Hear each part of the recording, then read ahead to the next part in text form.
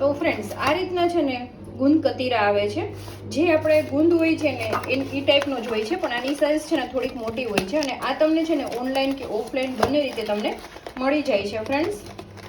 અને આના છે ને બેનિફિટ્સ પણ બહુ છે. જો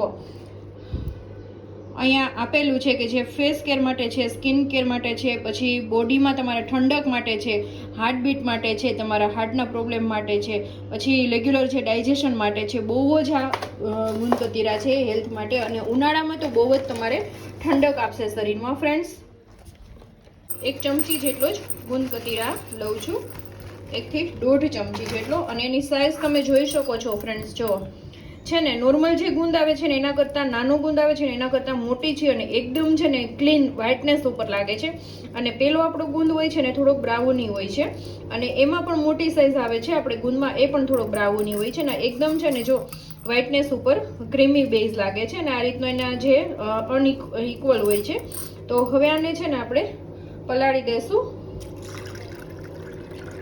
આવી રીતે, એક આખા વાટકામાં આવી રીતના ડૂબે એટલું પાણી લઈને. હવે આને 7 થી 8 કલાક માટે એમ જ રાખીશું, એટલે એકદમ સરસ ફૂલીને મોટું થઈ જશે.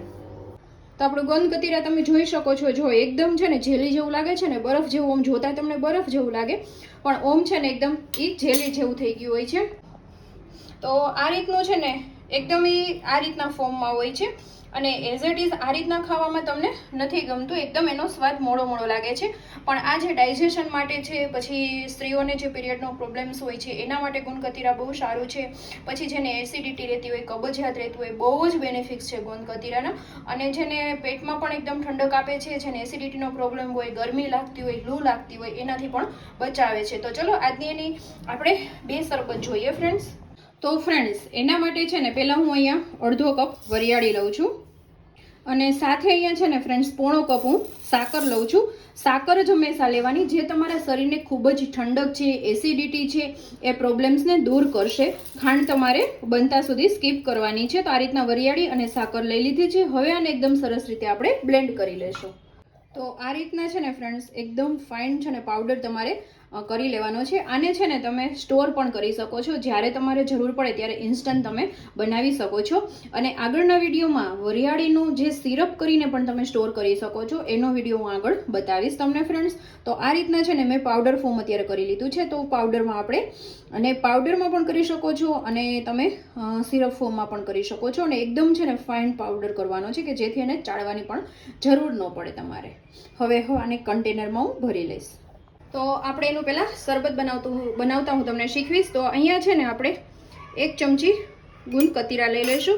અહીંયા મેં છે ને તકમરિયાના બી લઈ લીધા છે, જેને મેં પલાળી લીધા હતા, જે 1 ચમચી આપણે એડ કરીશું. હવે અહીંયા આપણે વરિયાળીનો જે પાવડર બનાવેલો ને ફ્રેન્ડ્સ, એ આપણે 2 ચમચી લઈ લઈશું.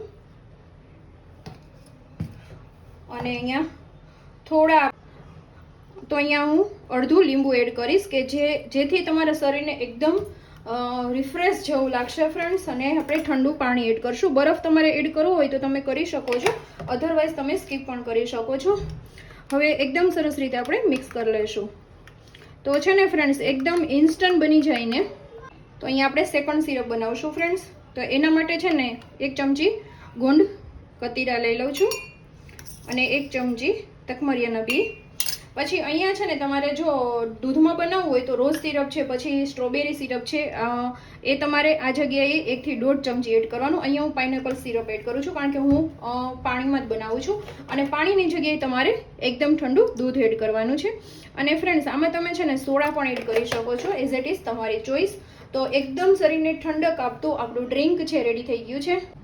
તો ફ્રેન્ડ્સ એકદમ શરીરને ઠંડક આપતું આપણું જે વરિયાળીનું ડ્રિંક અને જે પાઇનેપલનું ડ્રિંક રેડી થઈ ગયું છે. એકદમ શરીરમાં તમને ઠંડક આપશે, અને ખૂબ જ તમને શરીરને ગમશે ફ્રેન્ડ્સ. તો આઈ હોપ કે આજનો જે વિડીયો છે તમને પસંદ આવ્યો હશે ફ્રેન્ડ્સ. વિડીયો થોડો પણ પસંદ આવ્યો હોય તો લાઇક, શેર અને સબસ્ક્રાઇબ કરવાનું બિલકુલ ભૂલતા નહીં. તો મળતા રહેશું નવા વિડીયો સાથે. ત્યાં સુધી જય શ્રી કૃષ્ણ, બાય બાય.